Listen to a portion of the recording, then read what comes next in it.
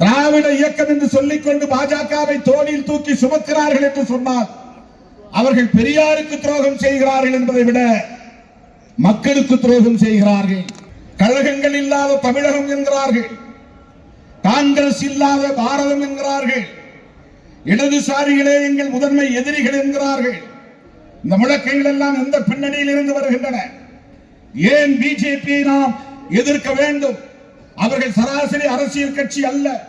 வெறுவன மக்களுக்கு தொண்டு செய்வதற்கும் ஆட்சி அதிகாரத்திற்கு வந்து பதவி சுகத்தை அனுபவிப்பதற்கும் உருவான கட்சி அல்ல.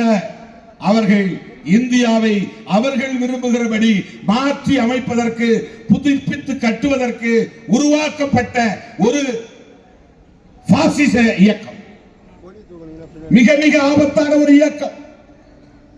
திராவிட இயக்கம் என்று சொல்லிக்கொண்டு பாஜகவை தோளில் தூக்கி சுமக்கிறார்கள் என்று சொன்னால் அவர்கள் பெரியாருக்கு துரோகம் செய்கிறார்கள் என்பதை விட மக்களுக்கு துரோகம் செய்கிறார்கள், தமிழ்நாட்டுக்கு துரோகம் செய்கிறார்கள், மன்னிக்க முடியாத குற்றத்தை இழைக்கிறார்கள் என்றுதான் பொருள்.